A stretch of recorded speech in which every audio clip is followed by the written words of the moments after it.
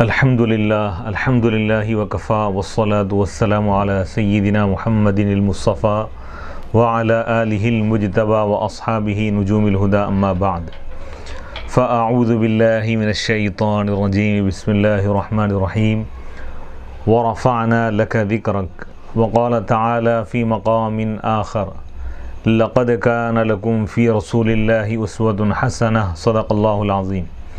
ناظرین کرام، باب العلم انواریہ ایجوکیشنل سوسائٹی و جامعہ انواریہ کے زیر اہتمام المواہب اللدنیہ کا سلسلہ وار درس جاری ہے۔ یہ کتاب عظمت مصطفیٰ صلی اللہ علیہ وسلم اور سیرت مصطفیٰ صلی اللہ علیہ وسلم کے مضامین پر مشتمل ہے۔ نبی پاک علیہ الصلاۃ والسلام کے اوصاف اور نبی پاک علیہ الصلاۃ والسلام کی ولادت باسعادت کے وقت جو واقعات رونما ہوئے حیرت انگیز، اس کا ذکر کیا گیا، اور آج کی نشست کا آغاز ہو رہا ہے خاتم النبوہ، نبی پاک علیہ الصلاۃ والسلام کے مہر نبوت کے متعلق احادیث مبارکہ پیش کیے جا رہے ہیں۔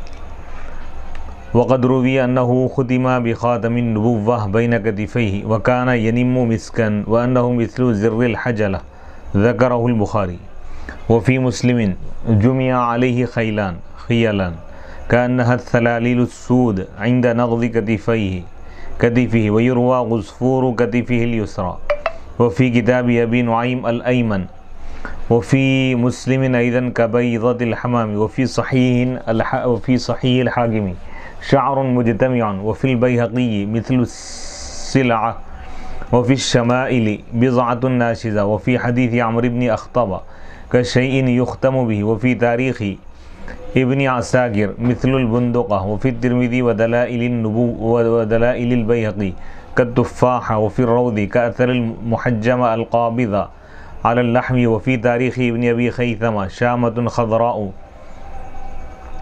محتفرة في اللحم وفيه أيضا شامة سوداء تضرب إلى الصفرة حولها شعرات متراكمات كأنها عرف الفرس وفي تاريخ القضاعي 3 شعرات مجتمعات وفي كتاب الترمذي الحكيم كبيضة حمام مكتوب في باطنها الله وحده لا شريك له وفي ظاهرها توجه حيث كنت فإنك المنصور وفی کتاب المولد لابن عائد کان نورا یتلألأ وفی سیرت ابن ابی عاصم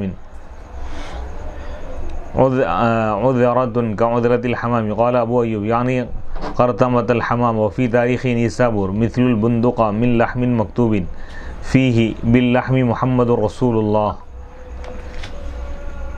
وعن عائشة کتینة صغیرہ تضرب إلى الدهمة وكان مما يلي الفقار قالت فلمسته حين توفي فوجدته قد رفع حكى هذا كله الحافظ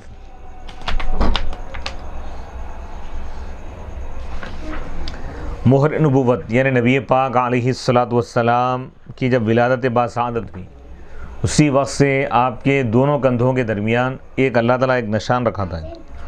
اس نشان کی مثال بتا رہے ہیں کہ کبوتر کے مہر نبوت کیسی تھی، بتا رہے ہیں کہ جیسے کبوتر یا اس کے مثل کسی پرندے کا انڈا ہو، یعنی چھوٹی سی ایک نشانی کے طور پہ ابھرا ہوا حصہ تھا۔ اس حدیث کو امام مسلم، ترمذی اور احمد نے روایت کیا، اور دوسری روایت میں یہ ہے حضرت مخرش کعبی رضی اللہ تعالیٰ عنہ سے مروی، وہ بیان کرتے ہیں کہ حضور نبی اکرم صلی اللہ علیہ وسلم رات کو مقام جعرانہ سے نکلے، روانہ ہوئے۔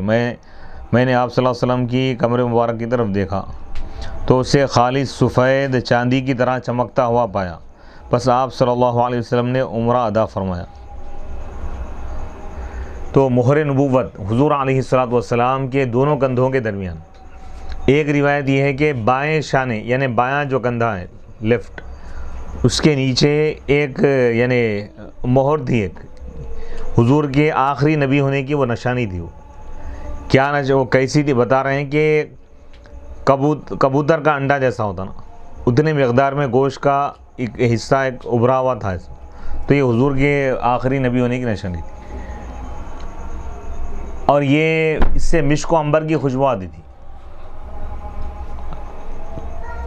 بعض علماء نے کہا کہ وہ یعنی نبی پاک علیہ الصلاۃ والسلام کی بائیں پشت، بائیں کندھے کے پاس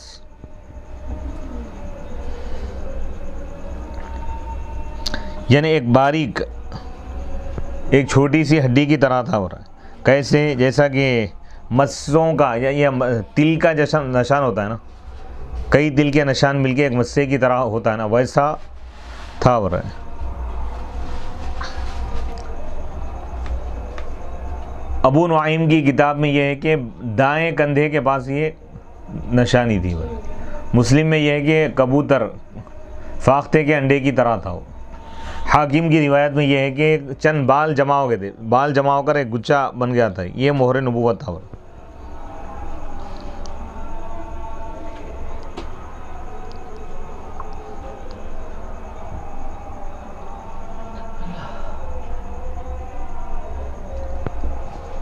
وفی البیہقی وفی حدیث عمرو بن اخطب وفی روایت ترمذی کی روایت میں یہ ہے کہ سیب کی طرح گول ایک دائرہ بنا ہوا تھا. مہر نبوت کی جو نشانی ہے. بعض علماء نے یہ کہا، تاریخ ابن ابی خیثمہ میں ہے کہ وہ تل کے نشان کی طرح ہو رہا ہے، تل کے نشانوں کی طرح تھا وہ جمع ہوا.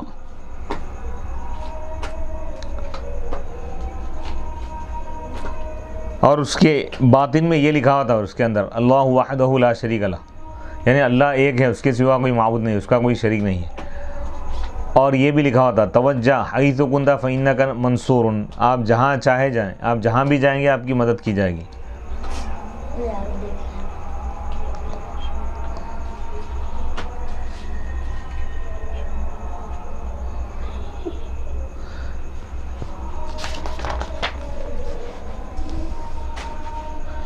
اب اس کی تشریح اور تفصیل علماء کرام نے اس طرح بیان کی ہے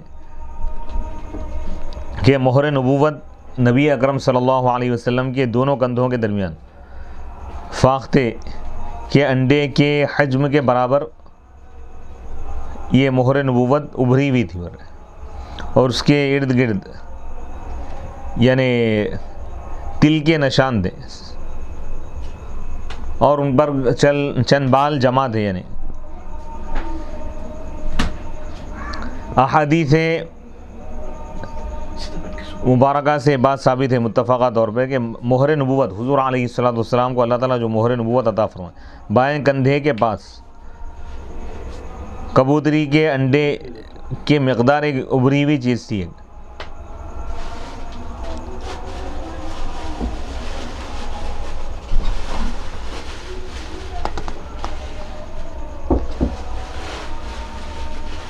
ایک روایت میں یہ ہے کہ نبی پاک علیہ الصلوۃ والسلام کے کندھوں کے درمیان مہر نبوت اس طرح تھی. بتا رہے ہیں کہ بائیں کندھے کے اوپر مٹھی کی طرح ابھری ہوئی ایک چیز تھی، جس پر چھوٹے چھوٹے دانوں کی طرح کچھ نشانات تھے.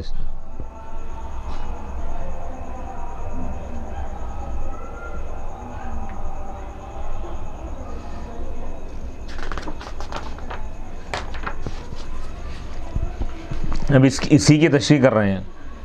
لیکن قال فی فتح الباری ما ورد من ان الخاتم كان كاثر المحجم او كالشامة السوداء او الخضراء مكتوب عليها محمد رسول الله او سر فإنك المنصور لم يثبت بناشن ولا يغتر بما وقع في صحيح ابن حبان فإنه غفل حيث صح ذلك. وقال الهيثمي في موارد الظمآن بعد ان اورد الحديث ولفظ مثل البندق من اللحم مكتوب عليه محمد رسول الله. ایک روایت یہ بھی ہے کہ اس پہ محمد الرسول اللہ لکھا ہوا تھا.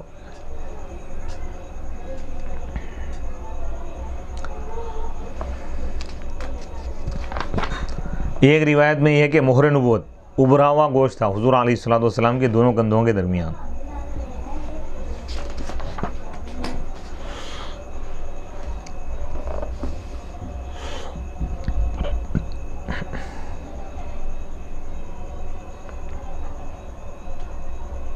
ويشهد له قول أنس في حديث عند مسلم يأتي في ذكر قلبه الشريف من المقصد الثالث إن شاء الله تعالى.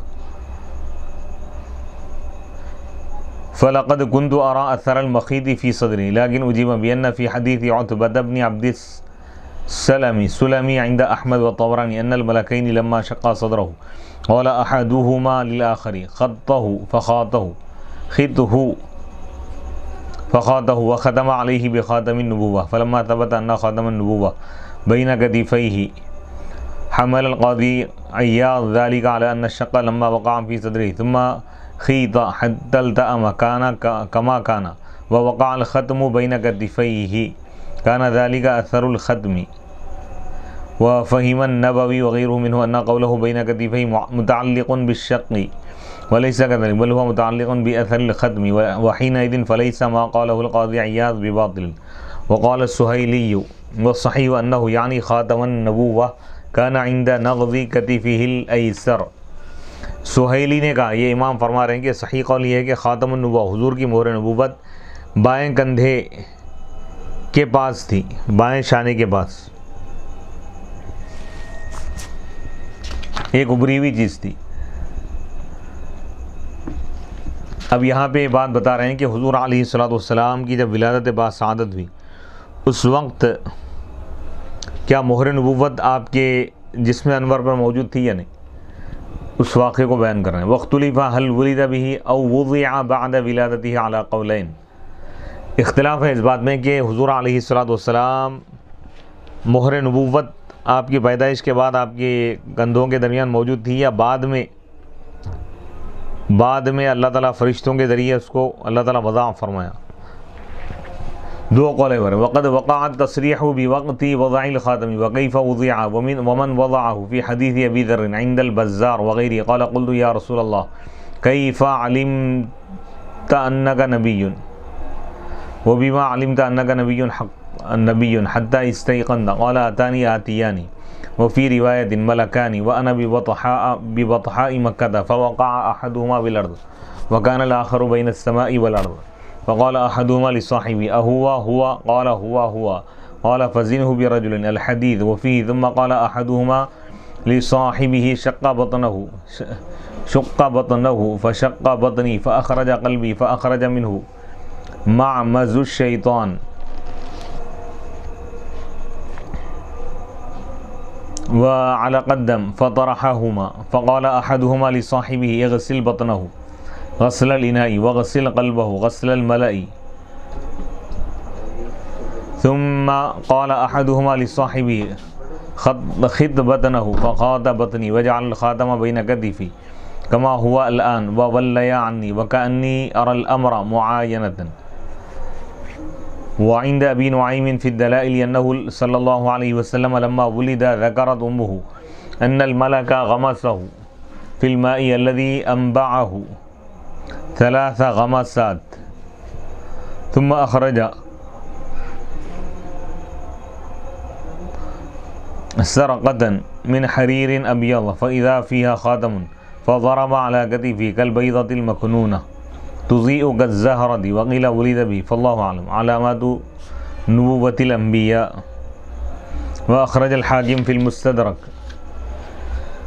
عن وهب بن منبه قال لم يبعث الله نبيا إلا وقد كان عليه شامات النبوة في يده اليمنى إلا أن يكون نبينا صلى الله عليه وسلم إن شامة النبوة كانت بين كتفيه وعلى هذا فيكون وضع الخاتم بين كتفيه بإزاء قلبه مما اختص به عن سائر الأنبياء والله أعلم. اس بات کی وضاحت صراحت آ چکی ہے احادیث میں کہ نبی پاک علیہ الصلوۃ والسلام کو مہر نبوت کب آپ کے پشت پر اللہ تعالیٰ رکھا عطا فرمایا اور کس طرح یہ چیز رکھی گئی ہے اور کس نے اس کو رکھا. حضرت ابو ذر الغفاری رضی اللہ تعالیٰ عنہ کی حدیث میں یہ اس حدیث کو امام بزار نے روایت کیا ہے اور دوسروں نے. امام بزار نے کہا یہ حضرت ابو ذر نے کہا میں نے عرض کیا کہ یا رسول اللہ آپ کس طرح جان لیے کہ آپ نبی ہیں اور کس چیز کے ذریعے آپ جان لیے کہ آپ نبی ہیں یہاں تک کہ آپ یقین لیے. تو آپ نے فرمایا کہ آتیان میرے پاس 2 فرشتے آئے 2 آنے والے آئے. ایک روایت میں کہ ملکان کا لفظ ہے یعنی 2 فرشتے میرے پاس آئے جبکہ میں مکے کی وادیوں میں تھا. فوقع احدہما بالارض، ایک فرشتہ زمین پر اترا اور دوسرا فرشتہ آسمان اور زمین کے درمیان تھا. نبی پاک علیہ الصلوۃ والسلام کے بچپن کا واقعہ ہے. الحدیث، اور اس میں یہ ہے ثم قال، پھر دو فرشتوں میں سے ایک نے اپنے ساتھی سے کہا کہ ان کا پیٹ شق کرو، یعنی فشق بطنی، تو فرشتے نے میرا پیٹ چاک کیا. فاخرج قلبی، پس وہ میرا دل نکالا. پس وہ فاخرج منہ، پس وہ اس سے نکالا شیطان کے وسوسے کی جگہ. یعنی ہر انسان کے اللہ تعالیٰ اندر ایک چیز رکھتا ہے کہ شیطان وسوسہ ڈالتا ہے انسان کے دل میں، اور انسان کے جسم میں ایک ایسا مقام ہے جہاں پر وسوسے آتے ہیں. تو اللہ تعالیٰ وہ چیز حضور علیہ الصلوۃ والسلام کی ذات اقدس سے دور فرما دی فرشتوں کے ذریعے. وعلی قدم فطرحہما فقال احدہما، تو ان دو فرشتوں میں سے ایک نے اپنے ساتھی سے کہا کہ ان کے جسم کو تم دھو دو برتن دھونے کی طرح. وغسل قلبہ، اور ان کے دل کو دھو دو. ثم قال، پھر دو فرشتوں میں سے ایک نے اپنے ساتھی سے کہا ان کے پیٹ کو تم سی دو. یعنی حضور کا جسم انور یعنی کھول دیا گیا تھا، جیسا جس طرح آپریشن کے وقت کرتے ہیں ویسا، اور دل باہر نکالا گیا تھا. بعد میں پھر جب دل دھو کے اندر دل کے مقام پہ رکھ دی تو ایک فرشتے نے دوسرے سے کہا کہ تم سی دو.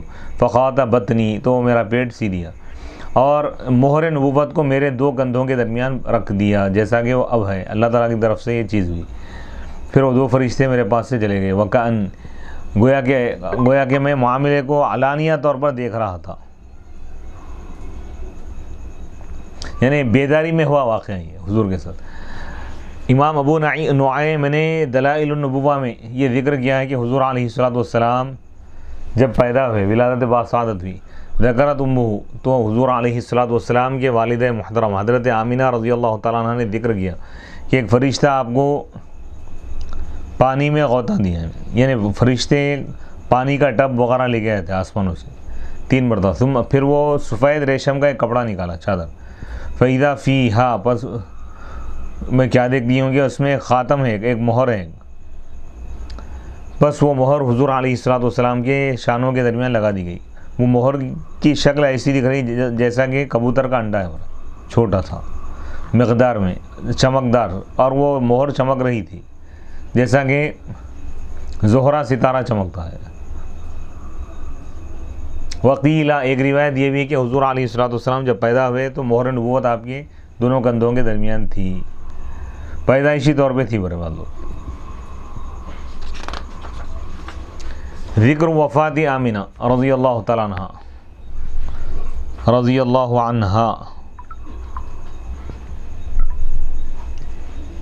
ولما بلغ صلی اللہ علیہ وسلم 4 سنین وقیل 5 وقیل 6 وقیل 7 وقیل 9 وقیل 12 سنة وشهرا و10 أيام ماتت أمه بالأبواء وقيل بشعب أبي ذئب بالحجون. وفي القاموس ودار رائعة بمكة فيها مدفن آمنة أم النبي صلى الله عليه وسلم. وأخرج ابن سعد عن ابن عباس وعن الزهري وعن عاصم بن عمرو بن قتادة دخل حديث بعضهم في حديث بعض قالوا لما بلغ رسول الله صلى الله عليه وسلم 6 سنين خرجت به أمه إلى أخواله بني عدي بن النجار بالمدينة تزورهم ومعه أيمن فنزلت به دار التابعة فأقامت به عندهم شهرا فكان صلى الله عليه وسلم يذكر أمورا كانت في مقامه ذلك ونظر إلى الدار فقال ها هنا نزلت بي أمي وأحسنت العوم في بئر بني وأحسنت العوم في بئر بني عدي بن النجار وكان قوم من اليهود يختلفون ينظرون إلي. قالت أيمن فسمعت أحدهم يقول هو نبي هذه الأمة وهذه دار هجرته فوعيت ذلك كله من كلامهم. ثم رجعت به أمه إلى مكة فلما كانت بالأبواء توفيت. وروى أبو نعيم من طريق الزهري عن أسماء بنت رهم عن أمها قالت شهدت آمنة أم النبي صلى الله عليه وسلم في علتها التي ماتت بها ومحمد عليه السلام غلام يفع له 5 سنين عند رأسها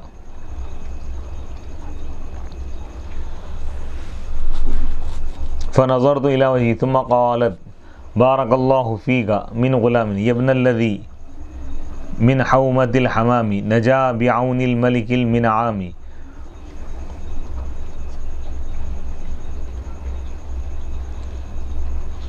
بمئة من إبل سوام إن صح ما أبصرت في المنام فأنت مبعوث من إلى الأنام من عندي ذي الجلال والإكرام تبعث في الحل والحرم وفي الحرام تبعث في التحقيق والإسلام دين أبيك البر إبراهام فالله أنهاك عن الأصنام. ثم قالت كل حي ميت وكل جديد بال وكل كبير يفنى وأنا ميتة وذكري باقي وقد تركت خيرا وولدت طهرا ثم ماتت وكنا نسمع نوح الجن عليها فحفظنا من ذلك هذه الأبيات نبكي الفتاة البرة الأمينة ذات الجمال العفة الرزينة زوجة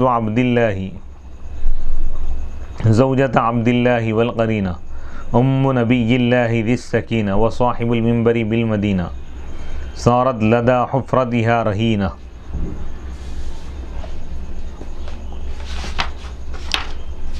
نبی اکرم صلی اللہ علیہ وسلم کے والد ماجدہ حضرت آمینہ رضی اللہ تعالیٰ عنہ کا وصال جو ہوا اس کے واقعات کو بیان کر رہے ہیں.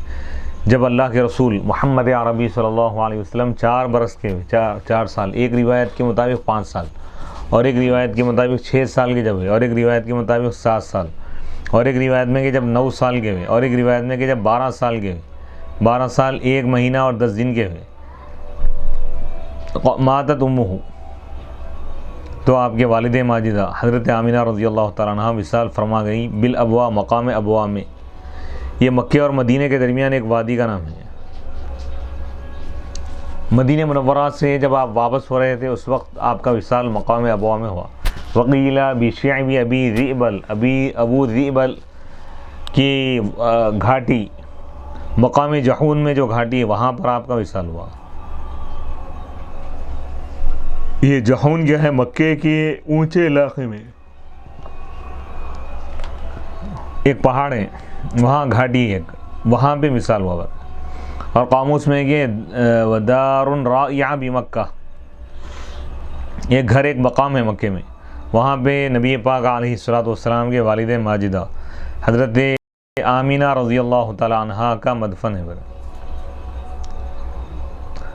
ابن سعد نے حضرت عبداللہ بن عباس رضی اللہ تعالیٰ عنہما اور زہری سے انہوں نے اس روایت کو پیش کیا ہے. عاصم بن عمر بن قتادہ سے روایت ہے دخل حدیث بعضهم فی حدیث بعض قالوا، ان تمام راویوں نے کہا کہ جب اللہ کے رسول علیہ الصلوۃ والسلام 6 برس کے ہوئے تو آپ کے والد محترم حضرت آمینہ رضی اللہ تعالیٰ عنہ آپ کو آپ کے ماموں کے پاس لے کر یعنی لے گئیں.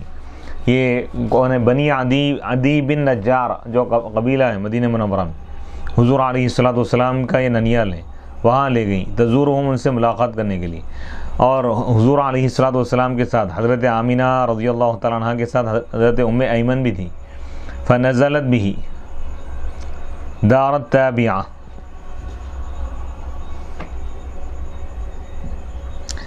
تابعہ اور ایک روایت میں نابغہ ہے.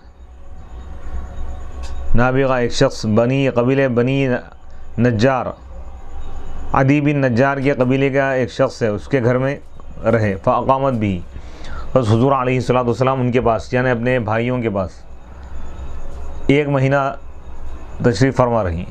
فکان صلی اللہ علیہ وسلم، بس اللہ کے رسول علیہ الصلوۃ والسلام ان امور کو یاد فرماتے تھے جو اس مقام پر ہوئے تھے، یعنی اس وقت کے واقعات وغیرہ. ونظر الی الدار، اور حضور علیہ الصلوۃ والسلام اس گھر کو جب دیکھے آپ نے فرمایا ہا ہنا نزلت بی امی، یہاں پر اسی گھر میں میرے والدہ حضرت آمینہ رضی اللہ تعالیٰ عنہ مجھ کو لے کر یہاں پر تشریف لائی تھی. وَأَحْسَنَتِ الْعَوْمِ فِي بِئْرِ وَكَانَ قَوْمٌ مِّنَ الْيَهُودِ يَخْتَلِفُونَ اللہ کے رسول علیہ الصلوۃ والسلام ارشاد فرماتے ہیں کہ ایک مہینہ جو آپ ننیال میں تھے اپنے والدہ کے ساتھ، والد محترمہ حضرت آمینہ رضی اللہ تعالیٰ عنہ کے ساتھ مدینہ منورہ میں جب تھے، تو یہودیوں کی ایک قوم، ایک جماعت ہمارے پاس آتی اور جاتی، اور مجھ کو خاص طور پہ وہ لوگ دیکھتے گھر گھر۔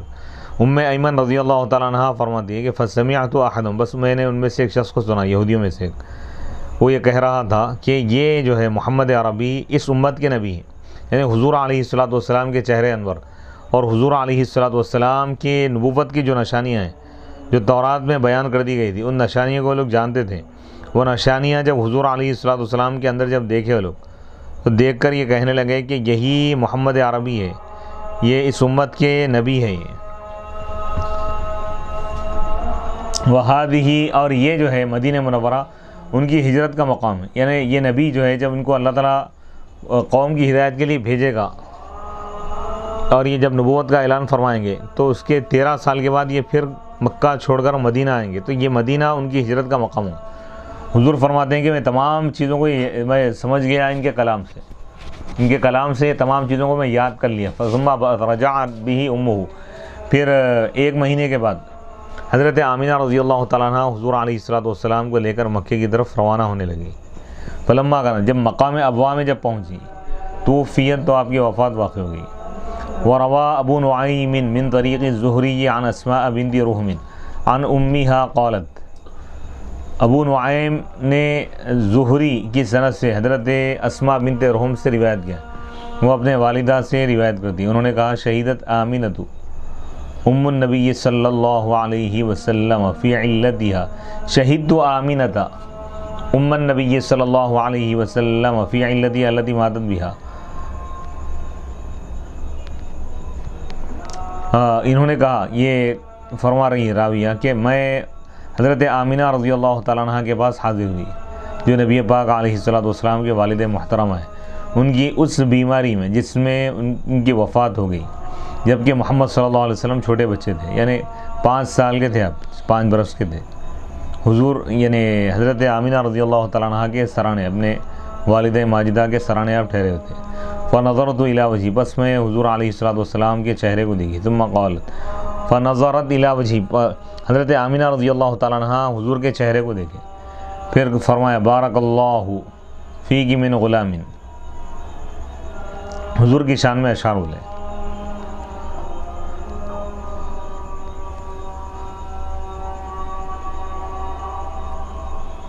کہ اللہ تعالیٰ برکتیں عطا فرمائیں۔ پھر اس میں ایک شعر یہ بھی ہے، فَأَنْتَ مَبْعُوثٌ، اے محمد صلی اللہ علیہ وسلم، آپ کو اللہ تعالیٰ مخلوق کی طرف بھیجے گا، آپ کو بھیجا گیا ہے مخلوق کی طرف، جلال اور عظمت والے، اکرام والے رب کی طرف سے۔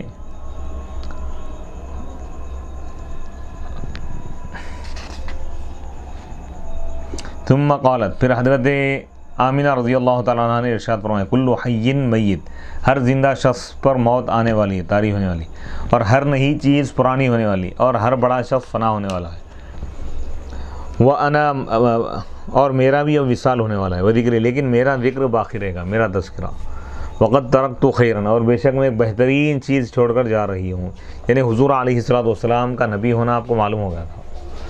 وَوَلَدْتُ طُهْرًا، اور میں ایک پاک لڑکے کو پیدا کی میں۔ ثُمَّ مَاتَتْ، پھر آپ کا وصال ہو گیا۔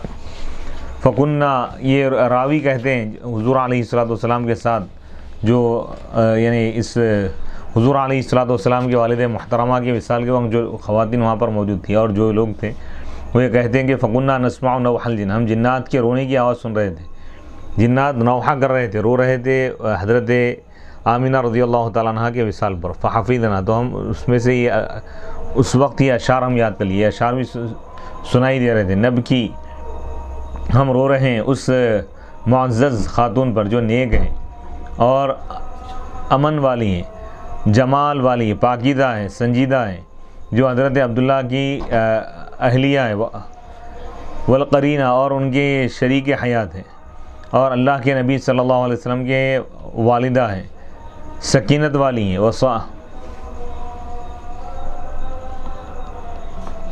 تو نبی پاک علیہ الصلوۃ والسلام کے والد محترمہ حضرت آمینہ رضی اللہ تعالیٰ عنہ کے وصال کا جو وقت، اس وقت جو واقعات پیش آئے اس کو بیان کیا ہے۔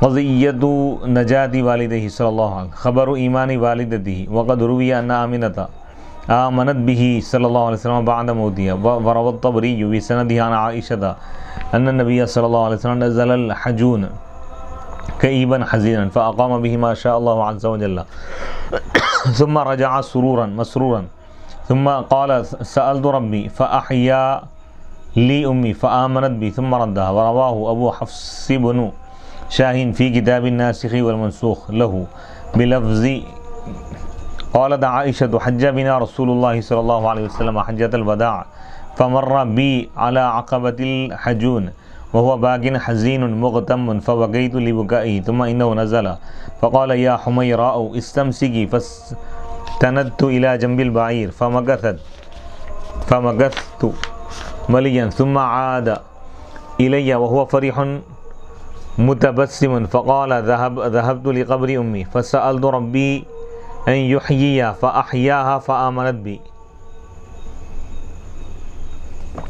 اب یہاں پہ ایک مسئلہ بیان کر رہے ہیں کہ نبی پاک علیہ الصلوۃ والسلام کے والدین کے متعلق فرما رہے ہیں. بعض لوگ اختلاف کیے، لیکن اہل سنت الجماعت کا عقیدہ، ہمارا عقیدہ یہ ہے کہ نبی پاک علیہ الصلوۃ والسلام کے والدین، کیونکہ نبوت کا اعلان اور یہ اسلام کا بھی آغاز نہیں ہوا تھا، اسلام کے آغاز سے پہلے ہی وصال فرما گئے تھے، تو اس وقت وہ توحید پر قائم تھے، یعنی ایک خدا کو ماننے والے تھے، بت پرستی سے دور تھے، شرک اور کفر سے پاک تھے، لوگ ایمان والے تھے. لیکن جب نبی پاک علیہ الصلوۃ والسلام نبوت کا اعلان فرمائے تو اللہ تعالیٰ دوبارہ حضرت عبداللہ اور حضرت آمنہ رضی اللہ تعالیٰ عنہا کو زندہ فرمایا. جب حضور علیہ الصلوۃ والسلام ان کی زیارت کے لیے ان کی مزارت پر گئے تو اللہ تعالیٰ آپ کے والدین کو زندہ فرمایا اور وہ لوگ آپ کے ہاتھ پر کلمہ پڑھے. پہلے سے ہی موحد تو تھے ہی، ایک خدا کو ماننے والے، لیکن اللہ تعالیٰ حضور کی بعثت کے وقت کیونکہ وہ لوگ موجود نہیں تھے، حضور جب نبوت کا اعلان فرمایا تو اللہ تعالیٰ دوبارہ ان کو زندہ فرمایا اور یہ لوگ پھر حضور کی رسالت پر بھی ایمان لائے، یعنی موحد اور کامل الایمان تھے لوگ.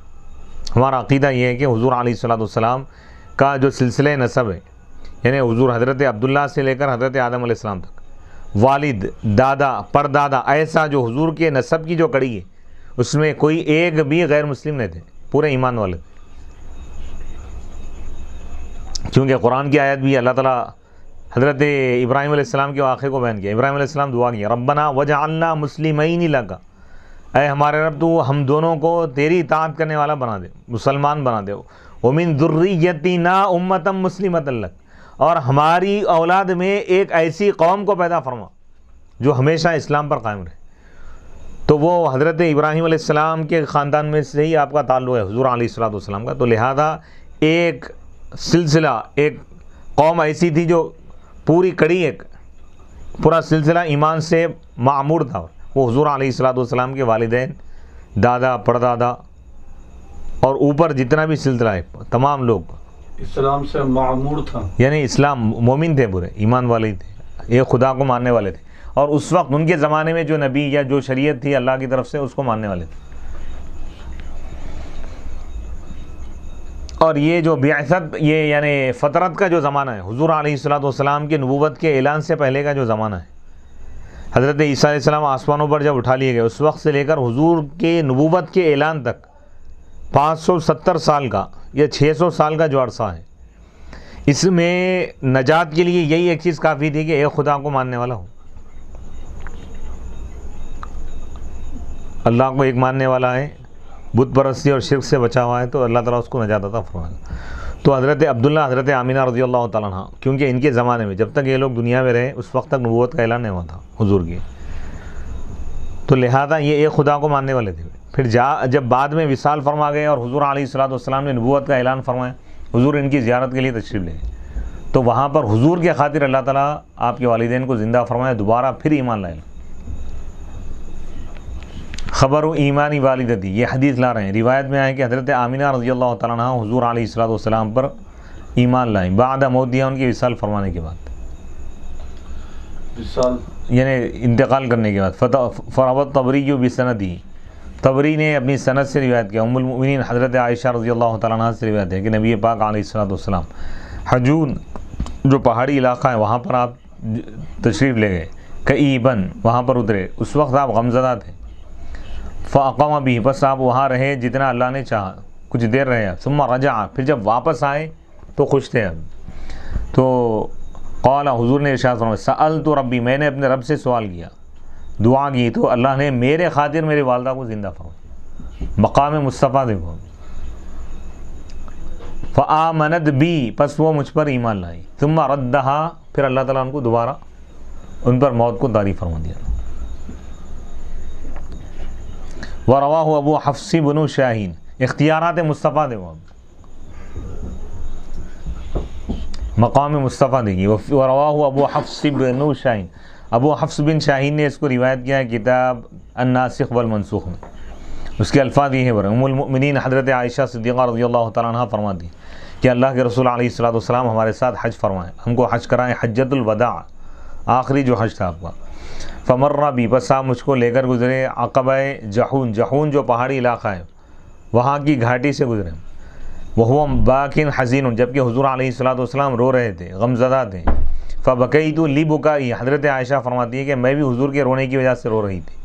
ثم انہ پھر حضور علیہ الصلوۃ والسلام وہاں پر اتر گئے. پھر آپ نے فرمایا اے حمیرہ، حضرت عائشہ رضی اللہ تعالیٰ عنہ کا ایک نام یہ بھی ہے حمیرہ ورا. استمسی کی پس تم مضبوطی سے، یعنی اونٹ پر اچھی طرح بیٹھ جاؤ تم. بس میں اونٹ کے بازو سے ٹیک لے کر بیٹھ گئی. فمکثت پس میں کچھ دیر وہاں پر ٹھہری رہی ہوئی. ثم عاد پھر حضور واپس آئے میری طرف، وہ فریح جبکہ آپ خوش تھے، مسکرا رہے تھے. تو حضور علیہ الصلوۃ والسلام نے فرمایا ذهبت لقبر امی، میں اپنے والدہ کی زیارت کے لیے ان کے مزار کے پاس گیا. فسألت ربی بس میں نے اپنے رب سے سوال کیا ان یحیی کہ وہ ان کو زندہ کرے.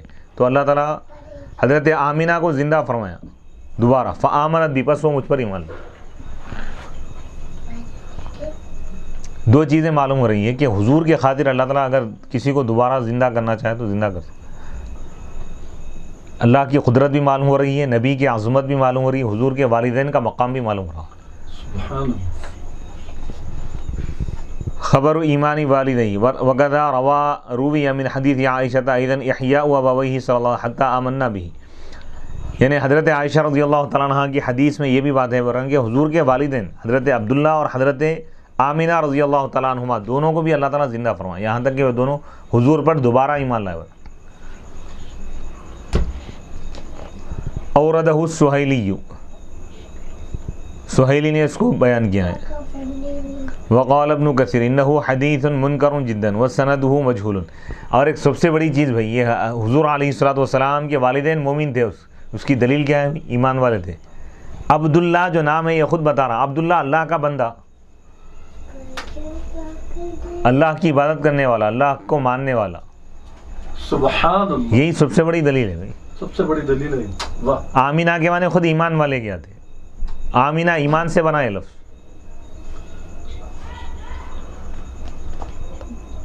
القول بنجاتہما وقد جزم بعض العلماء ان ابویہ صلی اللہ علیہ وسلم ناجیان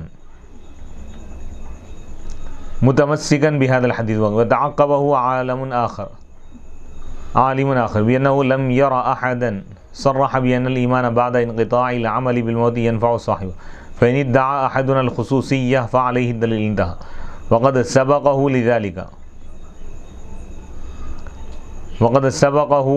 لذلك أبو الخطاب بن دحية وعبارة من مات كافر لم ينفعه الإيمان بعد الرجعة بل لو آمن عند المعاينة لم ينفعه ذلك فكيف بعد الإعادة انتهى.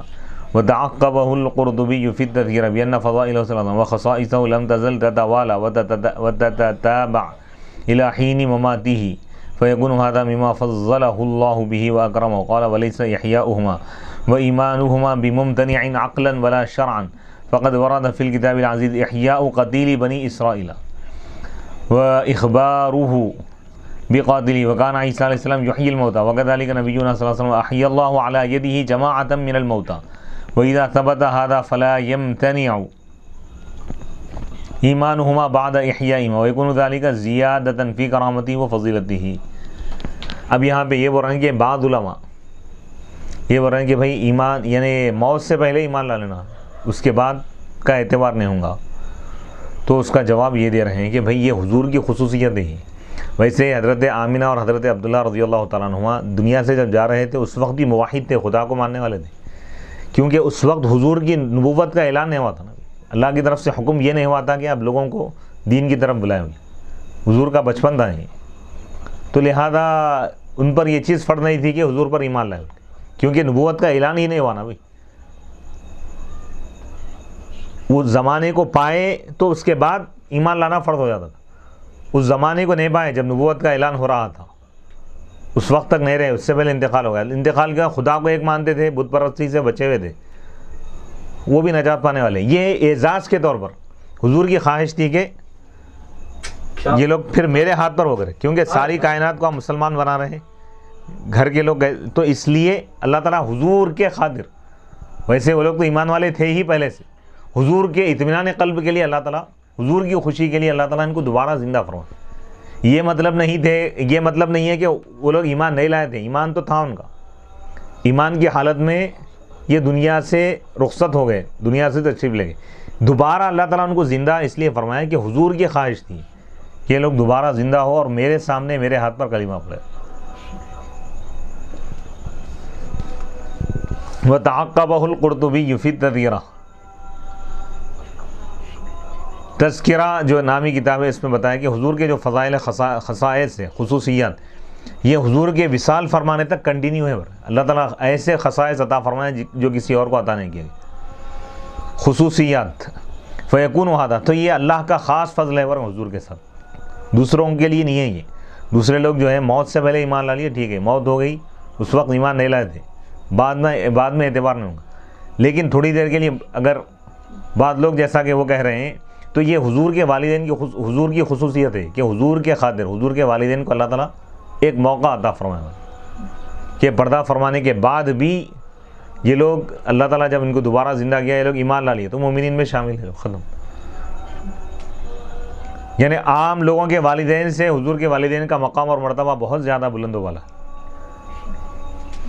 قال ولیس احیاؤہما، اب یہاں پہ اگر کوئی شخص یہ کہے کہ بھئی یہ کیسے ہو سکتا ہے، انتقال ہو گیا اس کے بعد کیسا دوبارہ زندہ کیسے کیے گئے، تو وہ رہیں گے یہ ان دونوں کا زندہ کیا جانا اور ان دونوں کا ایمان لانا عقلی اعتبار سے بھی اور شریعت کے اعتبار سے بھی ناممکن نہیں ہے، برے ممکن ہے، یہ چیز محال نہیں ہے، برے یہ ممکن ہے، یہ چیز ہو سکتی ہے۔ کیسے؟ اس کی مثال کیا ہے؟ قرآن میں اللہ تعالیٰ بنی اسرائیل کے ایک مقتول کا واقعہ اللہ تعالیٰ بیان فرمایا۔ بنی اسرائیل میں ایک شخص تھا، مالدار آدمی تھا، اس کا قتل کر دیا گیا اور شہر کے باہر ایک باب الداخلے پہ اس کی لاش پھینک دی گئی۔ دوسرے دن قوم جب دیکھی، پوری قوم حضرت موسیٰ علیہ السلام کے پاس آئی اور کہنے لگی کہ اس شخص کا قتل ہو گیا، لیکن قتل کرنے والا کون ہے معلوم نہیں ہو رہا، آپ اللہ سے دعا کیجیے۔ اب اللہ کی بارگاہ میں رجوع ہے، تو اللہ تعالیٰ فرمایا کہ تم اپنی قوم کو یہ حکم دو، اللہ تعالیٰ حکم دے رہا ہے کہ وہ ایک گائے کو ذبح کرے۔ سورہ بقرہ اسی سے ہے۔ اب پھر وہ لوگ سوالات کرنے لگے کہ گائے کیسی ہونا، کیا عمر کی ہونا، اس کا رنگ کیا ہونا، اس کا روپ کیا ہونا، اس کے صفات کیا ہیں، تو اللہ تعالیٰ پوری تفصیل بیان فرمایا۔ سورہ بقرہ کے 8ویں رکوع میں اس واقعے کو بیان کیا گیا تفصیل سے۔ اب پھر وہ لوگ تلاش میں نکل گئے، تلاش کرتے کرتے کرتے کرتے ایک بچے کے پاس گئے۔ بنی اسرائیل میں اپنے والدین کا فرما بردار ایک لڑکا تھا، اپنے والدہ کی زیادہ خدمت کرنے والا، تو اس کے پاس گئے۔ اس کے پاس وہ تمام چیزیں جو بتائی گئی تھی، جو نشانیاں، وہ صرف اسی ایک گائے میں تھے، وہ بچہ اس کا مالک تھا۔ اب وہ لوگ گئے، جا کے پوچھے کہ بھئی یہ گائے ہم خریدنا چاہ رہے ہیں، تو بچے کے والدہ ان کو یہ بول دیے تھے کہ میرے سے مشورے کے بغیر نہیں بیچنا تم۔ تو بچہ گیا، جا کے والدہ کو بولا یہ چیز، تو انہوں نے بولے نہیں ابھی نہیں بیچنا۔ پھر فرشتہ آ کے آخر میں یہ بولا انسانی روپ میں کہ اس کی قیمت تم یہ بیان کرو، کیا کہ گائے کاٹنے کے بعد، ذبح کرنے کے بعد اس کا جو چمڑا ہے، چمڑا بھر سونا دے کر تم خریدو، اس کی یہ قیمت ہے۔ تو اب یہ اللہ کا حکم ہے، اور وہ جو مقتول کا قاتل کون ہے، قاتل کو معلوم کرنا تھا، لوگ پہچاننا تھا، اللہ کا حکم ہے، ماننا ضروری ہے، لہذا وہ لوگ پورا سونا دے کے گائے خرید لی، گائے لے کے گئے اور ذبح کرے۔ ذبح کرنے کے بعد اللہ تعالیٰ کا حکم ہوا، موسیٰ علیہ السلام سے اللہ تعالیٰ فرمائے کہ یہ گائے کا چمڑا یا گائے کا گوشت، ایک روایت میں کہ گائے کی جو زبان ہے اس مردے پر مارو، اس کے جسم کو لگا دو۔ جیسا ہی اس کے جسم کو لگایا گیا وہ مردہ زندہ ہو گیا۔ زندہ ہو گیا ان 2 چچیرے بھائیوں کا، اس کے 2 چچیرے بھائیوں کا نام لیا اور کہا کہ فلاں فلاں آدمی مجھ کو قتل کیے میری جائیداد پر قبضہ کرنے کے لیے، پھر مر گیا.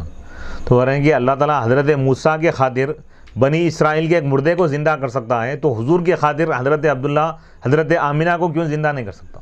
سبحان اللہ سبحان اللہ.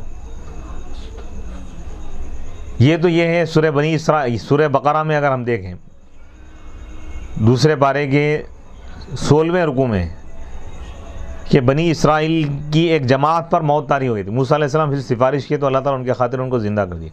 الم تر الی الذین خرجوا من دیارہم وهم الوف حذر الموت فقال لهم اللہ موتوا ثم احیاہم ان اللہ لذو فضل علی الناس ولکن اکثر الناس لا یشکرون.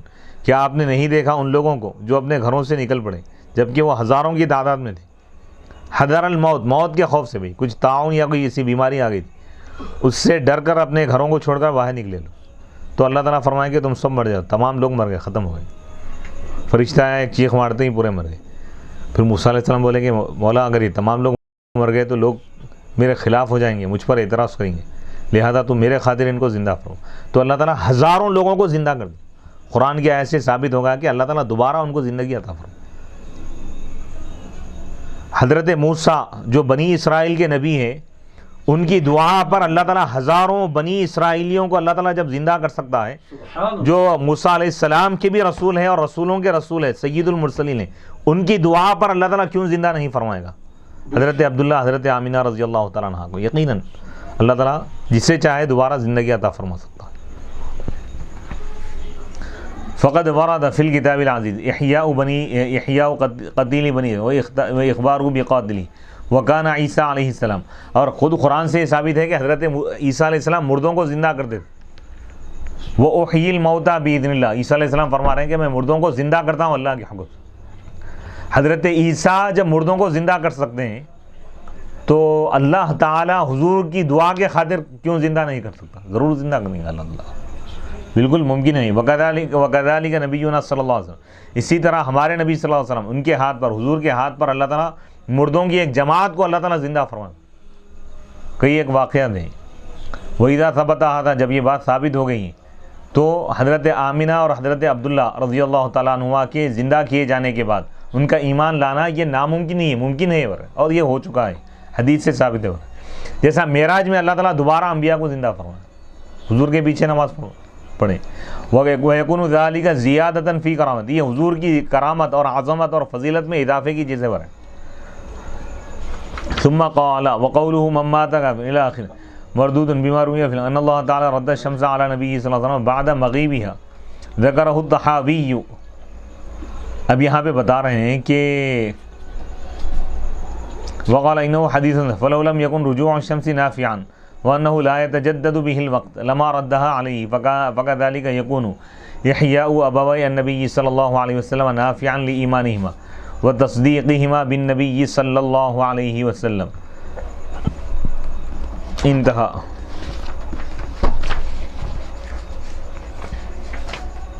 اب یہاں پہ اسی کے متعلق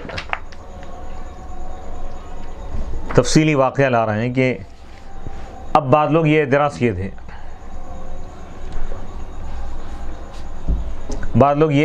تھے، کہ کسی بھی شخص کا ایمان اس وقت اس کو فائدہ پہنچائے گا جب وہ اپنی موت سے پہلے ایمان لائے، موت کے بعد ایمان لائے تو اس کا اعتبار نہیں ہوگا. تو اس کا یہاں پر جواب یہ دیا جا رہا ہے کہ یہ بات بھی غلط نہیں. یہ تو قاعدہ اپنی جگہ ہوگا، لیکن حضور کے والدین کے لیے اللہ تعالیٰ ایک خصوصی مقام اللہ تعالیٰ ان کو عطا فرمایا ہے. بعض جگہ جیسا کہ حضور علیہ الصلوۃ والسلام کو اللہ تعالیٰ اختیارات بھی عطا فرمایا، تو یہ حضور کے اختیارات اور خصوصیات میں سے یہ اہم بات یہ ہے. اس سے پہلے کچھ لوگوں کا اعتراض علامہ احمد بن محمد القسطلانی رحمۃ اللہ علیہ نے ذکر کیا تھا کہ بعض لوگ، جمہور اہل سنت، ہم تمام اہل سنت کا عقیدہ یہ ہے کہ حضور علیہ الصلوۃ والسلام کے والدین ایمان پر قائم تھے اور ایمان کی حالت میں توحید پر ان کا وصال ہوا، اللہ کو ایک ماننے والے تھے. پھر بھی حضور کے اطمینان قلب کے لیے، حضور کے خاطر اللہ تعالیٰ، حضور کی خواہش پر اللہ تعالیٰ آپ کے والدین کو دوبارہ زندہ فرمایا. دوبارہ وہ لوگ کلمہ بھی پڑھے، ایمان والے پہلے بھی تھے، اس وقت بھی دوبارہ ایمان لائے اور قیامت تک ایمان پر ہی قائم. اب بعض لوگ یہ جو اعتراض کیے تھے کہ بھئی جو بھی شخص ایمان لا رہا ہے موت سے پہلے ایمان لایا تو ایمان فائدہ مند ہے، موت کے بعد ایمان لایا تو فائدہ مند نہیں ہوگا. تو یہ تو عام لوگوں کے لیے ہے قاعدہ، لیکن حضور کے والدین اس سے مستثنیٰ ہیں. حضور کی جو خصوصیات ہیں نا، حضور کی خصوصیت کی وجہ سے اللہ تعالیٰ بعد وصال بھی یہ لوگ ایمان لا رہے ہیں تو ان کا ایمان ان کو فائدہ پہنچائے گا. اللہ اور اس کے رسول کا اختیار ہے. اس کی مثال کیا ہے بتا رہے ہیں حدیث پاک میں کہ حضور علیہ السلام مقام صحابہ میں جب حضرت علی رضی اللہ تعالیٰ عنہ کی نماز قضا ہو رہی تھی، سورج ڈوب گیا تھا، تو حضور علیہ السلام اللہ سے دعا کی تو اللہ تعالیٰ سورج کو پلٹا دیا. اب سورج ڈوبنے کے بعد جو بھی نماز پڑھیں گے نا، ایک اہم نقطہ ہے، اس کو غور سے سماعت کریں کہ سورج ڈوبنے کے بعد اگر اثر پڑھیں گے تو اثر قضا ہوگی، ادا نہیں ہوگی. لیکن حضرت علی کی نماز قضا نہیں ہوئی بلکہ ادا ہوئی. اگر یہ سورج ڈوبنے کے بعد وقت پلٹ کے آ گیا، اس کا فائدہ اگر نہیں ہوتا تو حضور سورج کیوں پلٹاتے تھے؟ سورج کو واپس لانے کے بعد، وقت کو جب واپس لائے نا بھائی، پرانا وقت آ گیا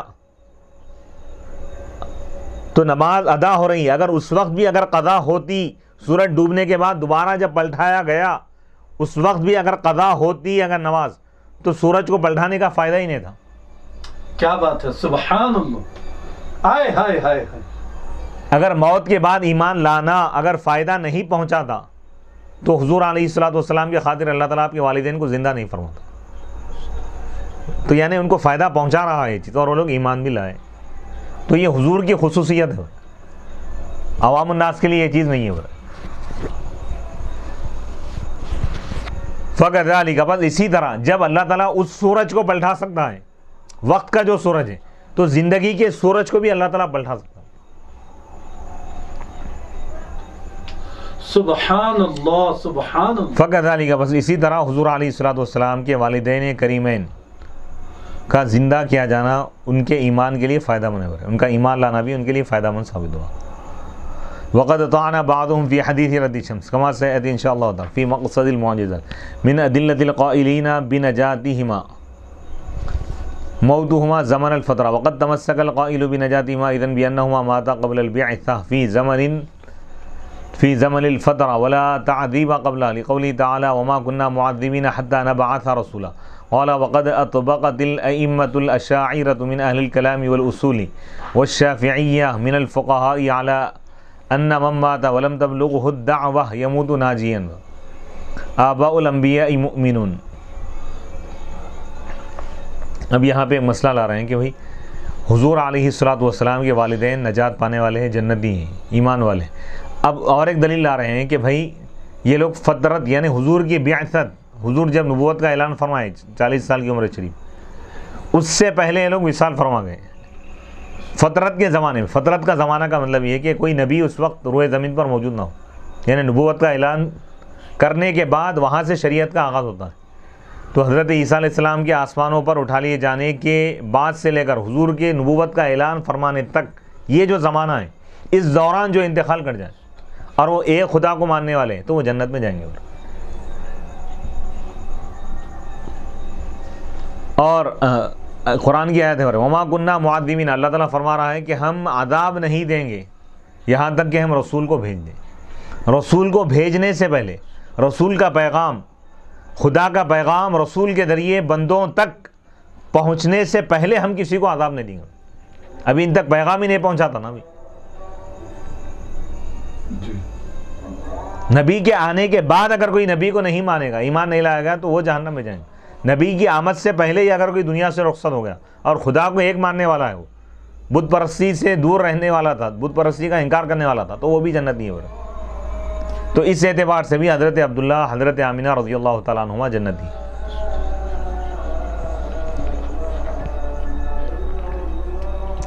یعنی اہل کلام، علم عقائد اور علم اصول کے جو اشاعرہ ہیں، ائمہ اشاعرہ، یہ لوگ اور شافعی جو فقہا ہیں، اس بات پر متفق ہے کہ جو شخص اس حال میں انتقال کرے کہ اس تک دعوت نہیں پہنچی، اسلام کا پیغام نہیں پہنچا ایسے علاقے میں، اور وہ خدا کو ایک ماننے والا تھا، بت پرستی سے دور تھا، تو وہ بھی نجات پائیں گا. یعنی کوئی شخص ایسے علاقے میں کہ وہاں پہ اس کو نماز روزے کے احکام نہیں پہنچے، شریعت نہیں پہنچی اس تک، اور وہ خدا کو ایک ماننے والا تھا، بت پرستی نہیں کرتا، تو وہ بھی ایمان والا ہے، نجات پائیں گا. آباء الانبیاء مؤمنون، انبیاء کے آبا و اجداد ہیں. انبیاء کے والدین پورے ایمان والے تھے، ہر نبی کے، ہر نبی کے تمام انبیاء کے والدین ایمان والے تھے۔ قال وقال الامام، دوسرے رشتہ داروں کا کچھ بھی ہو سکتا ہے بھائی، نبی کے جو والد اور والدہ ہیں، ہر دور میں جتنے انبیاء کو اللہ تعالیٰ بھیجا ان کے والدین میں سے کوئی بھی کافر نہیں تھے، سب ایمان والے تھے، ہر نبی کے والدین ایمان والے تھے۔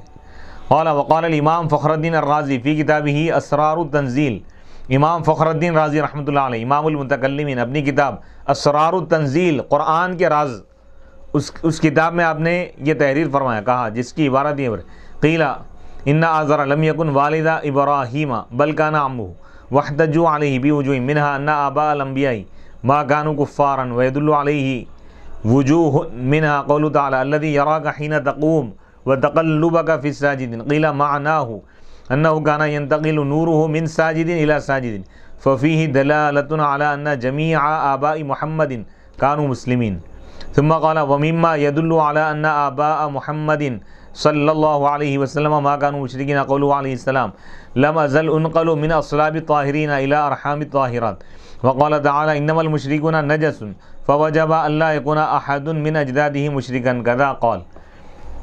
امام فخر الدین رازی رحمۃ اللہ علیہ فرماتے ہیں کہ یہ بات کہی گئی کہ آزر حضرت ابراہیم علیہ السلام کے والد نہیں تھے، ایک وہ بھی آیا نا یہ قول کہ ان کے والد ایمان والے نہیں تھے بلکہ، تو اس کا جواب دے رہے ہیں کہ حضرت ابراہیم علیہ السلام کے جو والد ہیں آزر نہیں ہے ورن، بلکہ آزر تو ان کے چچا ہے ورن، ان کے والد کا نام کچھ اور ہے ورن، تو ان کے چچا ایمان نہیں لائے تھے، والد تو ایمان لائے تھے ورن۔ وحتجو، اور وہ لوگ استدلال کیے اس پر کئی طریقوں سے، کئی اعتبارات سے دلیل پیش کیے، اس میں سے ایک دلیل یہ ہے کہ انبیاء کے والد باپ دادا یہ کافر نہیں تھے، ایمان والے تھے، اور اس پر دلالت کر رہی ہے کئی چیزیں پر، اس میں سے اللہ تعالیٰ کا یہ قول ہے الذی یراک حین تقوم، حضور کے والدین ایمان والے تھے، اس پر دلیل کیا ہے بتا رہے ہیں، تم بھروسہ کرو اس اللہ پر جو غالب ہے اور زندہ ہے، جو آپ کو دیکھ رہا ہے اس وقت جب آپ عبادت کے لیے ٹھہرتے ہیں، اور وہ آپ کے منتقل ہونے کو دیکھ رہا تھا، سجدہ کرنے والوں میں آپ کے نور کے منتقل ہونے کو اللہ تعالیٰ دیکھ رہا تھا، پھر ساجدین، سجدہ کرنے والوں میں، سجدہ کون کرے گا؟ ایمان والا ہی کرے گا نا، سبحان اللہ سبحان اللہ، نہ صرف ایمان والے بلکہ عبادت گزار بھی تھے، یہ بھی اللہ تعالیٰ آیت میں بتا دیا، ہائے ہائے ہائے، پھر ساجدین، سجدہ وہی کرتا ہے جس کے دل میں اللہ کا ایمان ہو، اللہ پر ایمان ہو، ایمان والے بھی ہونا ثابت ہوا، سجدہ اور عبادت کرنے والے ہونا بھی ثابت ہوگا، یعنی کامل ایمان والے تھے۔ قیل معنی، کہا گیا کہ اس کے معنی یہ ہے کہ انہ کان ینتقل، کہ حضور علیہ السلام کا نور ایک سجدہ کرنے والے سے دوسرے سجدہ کرنے والے میں منتقل ہو رہا تھا، تو اس میں دلالت ہے اس بات پر کہ یعنی اس میں واضح دلیل ہے، پروف ہے کہ محمد صلی اللہ علیہ وسلم کے آبا و اجداد تمام کے تمام مسلمان تھے، والد، دادا، والدہ، نانی، نانا نانی، دادا دادی، پورا حضرت آدم علیہ السلام تک جو سلسلہ پہنچتا ہے سب ایمان والے تھے۔ پھر اور ایک دلیل لا رہے ہیں، حضور علیہ السلام کی حدیث پاک ہے، حضور فرماتے ہیں کہ لم ازل انقل، میں مسلسل مجھ کو اللہ تعالیٰ منتقل فرمایا پاک لوگوں کی پشتوں سے پاک ماؤں کے ارحام تک بڑھا، یہی سب سے بڑی دلیل ہے۔ مناقشۃ الادلہ السابقہ، پاک الحمد، دوبارہ قرآن کیا ہے؟ یہ حدیث ہے، یہ پاک لوگوں کی پشتوں سے، پاک مردوں کی پشتوں سے، پاک عورتوں کے رحموں تک اللہ تعالیٰ مجھ کو منتقل فرمایا، یعنی ادھر بھی پاک ادھر بھی پاک، یعنی والد بھی پاک، والدہ بھی پاک، ہاں، اور کافر جو غیر مسلم ہے وہ پاک نہیں ہوتا، ناپاک ہوتا قرآن۔ تو حضور جب فرما رہے ہیں کہ پاک ہے تو سب کے سب ایمان والے، حدیث اور قرآن دونوں سے ثابت ہو گیا۔ مناقشۃ الادلہ السابقہ، اچھا اللہ تعالیٰ دوبارہ زندہ ان کو فرمایا اور یہ لوگ ایمان لائے، یہ کیوں ہے؟ کسی کے دل میں اگر یہ خیال آ جائے تو کہیں وہ ایمان سے خارج نہ ہو جائے، تو اللہ تعالیٰ بعد والوں کے ایمان کی حفاظت کے لیے ایسا فرمایا، پہلے سے لوگ ایمان والے تھے پھر دوبارہ کیوں زندہ کیا گیا؟ تاکہ جو لوگ شک میں ہیں وہ لوگ اپنے شک کو دور کر لیں اور یہ یقین کر لیں کہ حضور علیہ السلام کے والدین ایمان والے ہیں، ایمان والے تھے، ایمان والے ہیں اور جنت میں جانے والے۔ یہ کمزور ایمان والوں کے لیے اللہ تعالیٰ ایسا فرمایا ہے تاکہ کم از کم یہ لوگ حدیث کو دیکھ کر تو اس عقیدہ کو اپنے دلوں میں بٹھا لیں کہ حضور کے والدین ایمان والے تھے. وهو متعقبا بقوله بأنه لا دلالة في قوله وتقلبك في الساجدين على ما ادعاه. اب یہاں سے ایک مختلف دلائل پیش کریں، مخالفین کا جواب دے رہے ہیں. ایک تفصیلی بحث نہیں، انشاءاللہ ہم اگلی نشست میں اس کو بیان کریں گے. صلی اللہ تعالیٰ علی خیر خلقہ سیدنا محمد وآلہ واصحابہ اجمعین. اللہ سے دعا ہے کہ مولا تعالیٰ تو اپنے فضل و کرم سے نبی پاک علیہ الصلوۃ والسلام کے وسیلے سے مولا ہمارے اس درس کو قبول فرما. حضور علیہ الصلوۃ والسلام کی کامل محبت اور اہل بیت اور صحابہ کی محبت، اولیاء اللہ کی محبت ہم سب کو عطا فرما. مولا حضور کے والدین کے صدقے میں مولا ہم سب کی مغفرت فرما. حضرت عبداللہ، حضرت آمینہ رضی اللہ تعالیٰ عنہما کے وسیلے سے مولا ہماری مغفرت فرما، ہم کو بخش دے مولا. مولا ہم پر رحم فرما. مولا حضور علیہ الصلوۃ والسلام کے والدین کے صدقے میں، حضور کے ازواج کے صدقے میں، حضور کے شہزادوں کے صدقے میں، حضور کے شہزادیوں کے صدقے میں، حضور علیہ الصلوۃ والسلام کے تمام دامادوں کے صدقے میں، حضور علیہ الصلوۃ والسلام کے اہل بیت نواسے اور نواسیوں کے صدقے میں مولا ہم سب پر رحم فرما، ہم سب پر کرم فرما، ہم سب پر فضل فرما. فاطمہ مت الخدر صدیقی، فاطمہ مت الخدر، اور جتنے لوگ بیمار ہیں مولا سب کو شفا عطا فرما. خاص طور پر فاطمہ امت القدیر صدیقی کو مولا خاص طور پر صحت کاملہ عاجلہ عطا فرما، عمر کو دراز فرما، تمام بیماریوں سے مولا حفاظت فرما، ہر تکلیف کو دور فرما، خصوصی کرم فرما، خصوصی فضل فرما، خصوصی رحم فرما.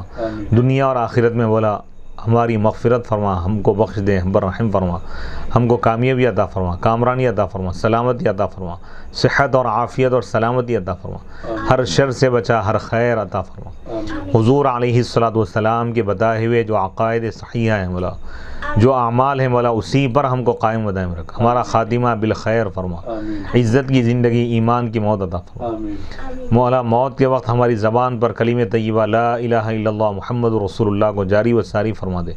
مولا حضور کے دست مبارک سے مولا ہمیں جام کوثر عطا فرما.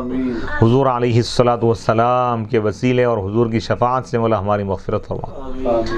مولا ہمارے اس درس کو قبول فرما، امت مسلمہ پر رحم فرما، کرم فرما. مولا ہمیں جو بھی بیمار ہے سب کو شفا عطا فرما. مولا ہم سب کو، تمام حاضرین محفل کو مولا صحت اور عافیت عطا فرما. مولا اس پروگرام کے جو ڈائریکٹر ہیں جناب سید محمد امان اللہ عبد الواسع الحسینی البخاری کو مولا صحت اور عافیت عطا فرما. ان کے تمام اہل خانہ کو مولا صحت اور عافیت عطا فرما. مولا درس دینے والوں کے تمام اہل خانہ کو صحت اور عافیت عطا فرما. مجھ کو اور ہم سب کو مولا صحت اور عافیت عطا فرما. ہمارے متعلقین کو صحت اور عافیت عطا فرما. مولا دونوں جہاں میں کامیابی اور کامرانی عطا فرما. حضور علیہ الصلوۃ والسلام کی رحمت کا فیضان اور صدقہ ہم کو عطا فرما. حضور کے تعلیمات کا فیضان ہم کو عطا فرما. حضور کی سیرت کا فیضان ہم کو عطا فرما. حضور کی سیرت کو پوری دنیا میں عام کرنے کی ہم کو توفیق عطا فرما. سیرت النبی صلی اللہ علیہ وسلم پر عمل کرنے کی ہم کو توفیق عطا فرما. حضور کی عظمتوں کو پوری دنیا میں پھیلانے کی ہم کو توفیق عطا فرما. حضور علیہ الصلوۃ والسلام کے امن اور محبت والے پیغام کو دنیا کے کونے کونے تک پہنچانے کی ہمیں توفیق عطا فرما. مولا اس کا فیضان پوری دنیا میں جاری و ساری فرما دے. حضور علیہ الصلوۃ والسلام کے تعلیمات کی روشنی کو مولا پوری دنیا میں پھیلا دے. حضور کا صدقہ ہم سب کو عطا فرما. حضور علیہ الصلوۃ والسلام کے توسل سے مولا ہماری ان تمام دعاؤں کو قبول فرما. وصلی اللہ تعالیٰ علی خیر خلقہ سیدنا محمد وآلہ وصحبہ اجمعین والحمد للہ رب العالمین.